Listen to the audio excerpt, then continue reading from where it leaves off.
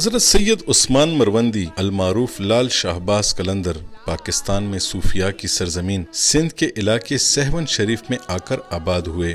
لال شہباز قلندر کے آبائی علاقے کے بارے میں دو مختلف روایات موجود ہیں۔ ایک روایت کے مطابق وہ آذربائیجان کے ایک گاؤں مروند میں پیدا ہوئے، جبکہ بہت سارے لوگ انہیں افغانستان کے صوبہ کندہار کے علاقے میون سے بھی منسوب کرتے ہیں۔ کئی تحقیقکاروں نے اپنے مقالوں میں اس بات کی تصدیق کی ہے کہ لال شہباز قلندر کے والد سید کبیر الدین کو کئی برس پہلے خواب میں ان کی ولادت کے بارے میں بشارت ہوئی تھی۔ حضرت لال شہباز قلندر نے 7 سال کی عمر میں قرآن پاک حفظ کیا اور بہت کم سنی میں ہی عربی اور فارسی پر عبور حاصل کر لیا۔ کم عمری میں ہی پہلے والدہ اور پھر والد کا سایہ سر سے اٹھ گیا۔ حضرت شاہ جمال مجرد آپ کے روحانی استاد یا مرشد تھے، جن سے آپ نے کسب فیض کیا۔ آپ باعمل صوفی تھے۔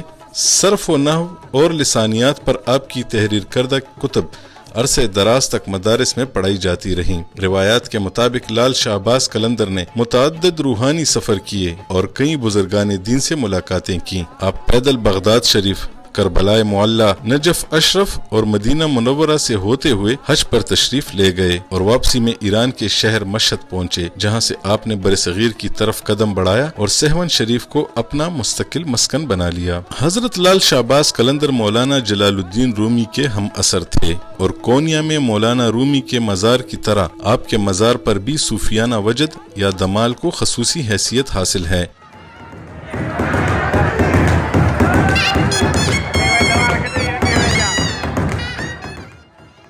آپ کی تاریخ وفات 1274 بتائی جاتی ہے۔ ہر سال شعبان کی 18 سے 20 تاریخ تک آپ کا 3 روزہ سالانہ عرس منایا جاتا ہے، جس میں دنیا بھر سے لاکھوں معتقدین شریک ہوتے ہیں۔ حضرت سید عثمان مروندی المعروف حضرت لال شہباز قلندر جیسے اولیاء کرام کی آمد کے وقت اس خطے میں بت پرستی اور ظلم کا دور دورہ تھا۔ ان اولیاء کرام نے اپنی تعلیمات اور کرامات سے یہاں کے لوگوں کے دل بدل دیے اور یوں اسلام کو یہاں پر غالب مذہب کا درجہ حاصل ہوا۔ یوں تو حضرت لال شہباز قلندر کے بعد ان کے بہت سے جانشین یا گدی نشین گزرے ہیں، تاہم ان میں سے جن کے نام اور مزارات ابھی بھی سخی سرور کی کافی یا بیٹھک سے متصل خانقاہ میں موجود ہیں، ان میں حضرت روشن علی شاہ، حضرت دربار علی شاہ، حضرت امان علی شاہ، حضرت خاکی شاہ، حضرت محبوب علی شاہ، حضرت قطب علی شاہ، حضرت شمشیر علی شاہ، حضرت دیدار علی شاہ اور حضرت نادر علی شاہ شامل ہیں۔ کافی سخی سرور میں موجودہ گدی نشین سید محمد عارف شاہ ہیں۔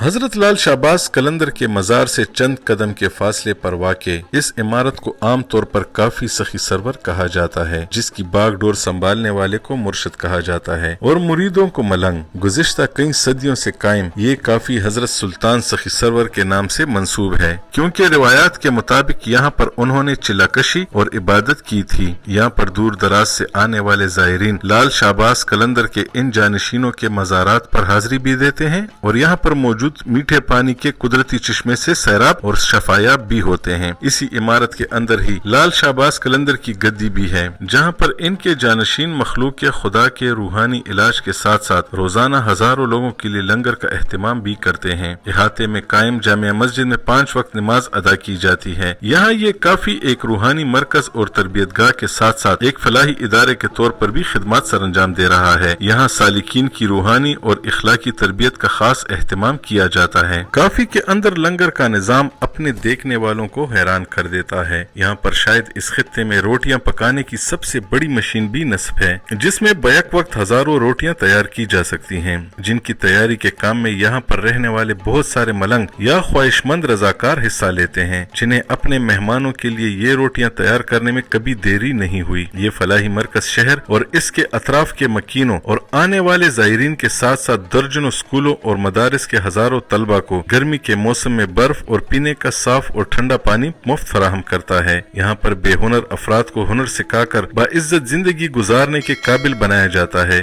مریضوں کے لیے مفت مشورے اور ادویات کا انتظام بھی موجود ہے۔ کافی میں مدفون حضرت لال شہباز قلندر کے جانشینوں جانشینوں میں حضرت سید نادر علی شاہ سب سے زیادہ عرصہ یعنی 1931 سے لے کر 1974 تک اس مسند پر سرفراز رہے، جن کا تعلق خیبر پختونخوا کے ضلع صوابی میں گندف سے تھا۔ اپنے بچپن کی خاص نیک خصلتوں کی بدولت 22 سال کی عمر میں ہی وہ اپنے گھر سے تلاش حق میں نکلے اور اسی سفر کے دوران انہیں اس منصب پر رہنے کے لیے چن لیا گیا۔ خواب میں بلاوا ملنے کے بعد وہ سہون شریف میں جانشینوں کی اس کافی یعنی بیٹھک میں پہنچے، جہاں پر ان کے پیشرو حضرت دیدار علی شاہ کو پہلے ہی سے ان کی آمد سے آگاہی ہو چکی تھی۔ یہ اہم منصب سپرد ہونے کے بعد حضرت نادر علی شاہ نے یہاں پر قیام کے دوران فقر اور عبادت کی ایسی نادر مثالیں قائم کی جس نے انہیں ایک ممتاز حیثیت دی۔ وہ مسلسل 50 برس تک روزے سے رہنے کے ساتھ ساتھ بہت کم سوتے دیکھے گئے۔ قریباً 43 برس تک اس اہم منصب پر فائز رہنے کے دوران حضرت نادر علی شاہ نے حضرت لال شہباز قلندر کے مزار کی دیکھ بھال کے ساتھ ان کے جانشینوں کے لیے مختص کافی کے نظام کو بھی